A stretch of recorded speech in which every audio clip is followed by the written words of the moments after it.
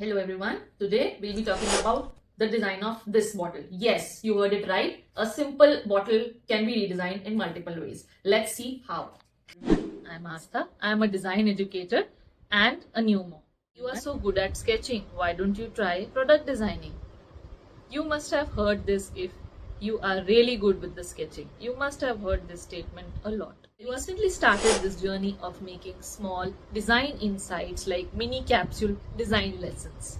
Many people actually think that product design means making different products and sketching them mainly. But that's not product design. So sketching is not equal to product design.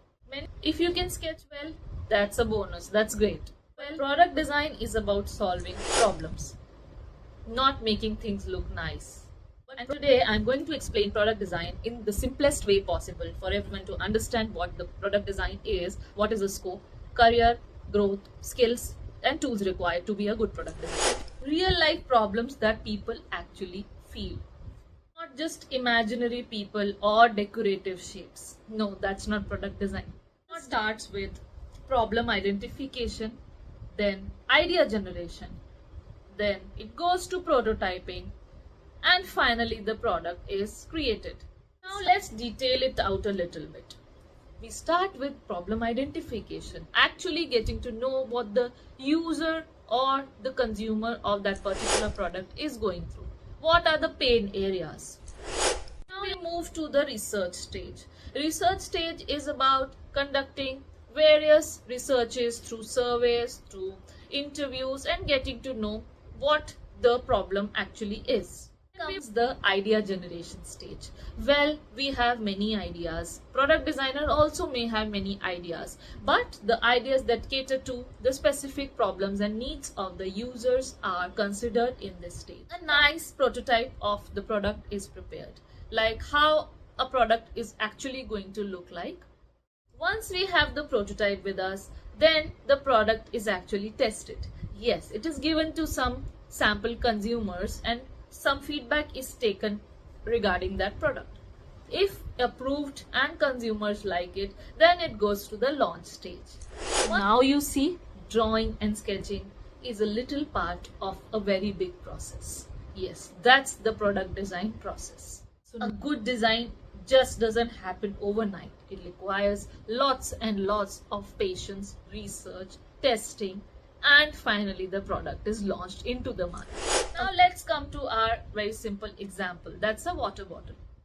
Now many people use water bottles almost daily. Almost every one of us use a different kind of a water bottle or a tumbler. You might think that, what's the process of design? It's just making a sketch and then it goes into the manufacturing. It gets manufactured and that's about it. But a water bottle is not designed like that. The idea may look simple, but it undergoes a rigorous design process by different users who all are actually going to use that bottle. Is the bottle going to be used by a child or an elderly person or somebody who goes to the gym? A child might need a lightweight bottle since their hands are too tiny to hold a very big bottle. An elderly person might need a good grip. And a gym user may need the product to be durable. Once we've identified these needs of different users, we go to the next stage, that's problem identification. Is the bottle slippery? Is the bottle heavy? What is the material of that bottle?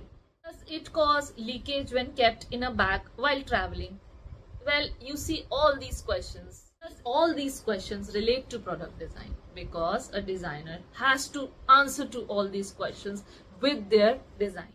Once we have thoroughly thought about different problems and identified all of them, we can make sticky notes and write all these problems. Now we think individually, specifically for each problem, what the possible solutions can be. Can I provide a nice lid mechanism in my product design to improve the grip of the product? Could I provide some kind of cushioning? Could I change the material to enhance the durability? When my user is able to use the product comfortably, that's a successful product design. It's beautiful. or stylish, but it works and functions beautifully as well. See, thinking is greater than drawing. See, now you might be wondering what are the skills that a good product designer needs. First skill, problem solving. You should be able to solve problems and ask a lot of questions. It's not working. How can I make it better? What does it do so that the design can improve? Such questions might be always there in your mind. Second most important skill is basic sketching. You might not be an artist, but you can communicate ideas quickly with those sketches. For designers, sketching is thinking on paper. Third skill, empathizing with people.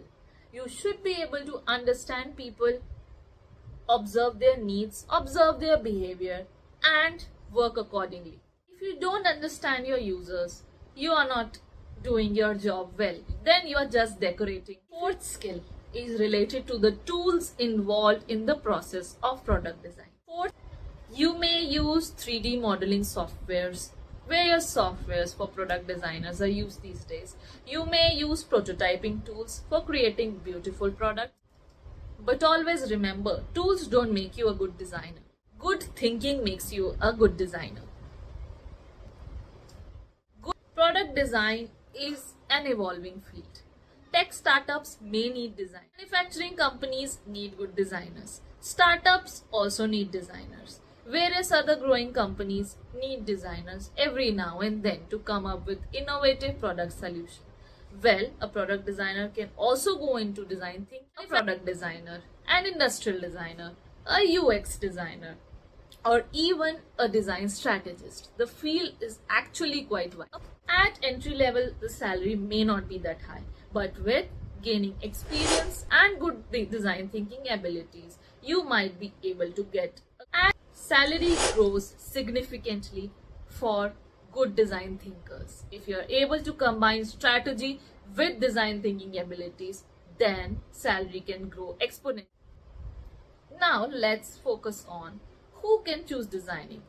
Well, many students ask me, is designing really for us? Should we really opt for it, or can we really build a career in it? Well, I tell them to think about these pointers. If the answer is yes, then of course you should go ahead with the product design career. If you are curious about how things work, if you are good into research, if you like to observe things, if you like to solve problems, then product design is the right career for you. Now, who all should not opt for product design? If you don't like research, if you just enjoy drawing, or if you are afraid of iteration and you want instant fame, then product design is not the career for you. I'd like to wrap up this session with a few insights. Well, product design is much more greater than drawing. Product design is about thinking first and drawing later. Product design is about improving lives, one product at a time. This field can be deeply fulfilling if you enjoy solving problems and understanding the needs of the user. And that, my dear friends, is product design.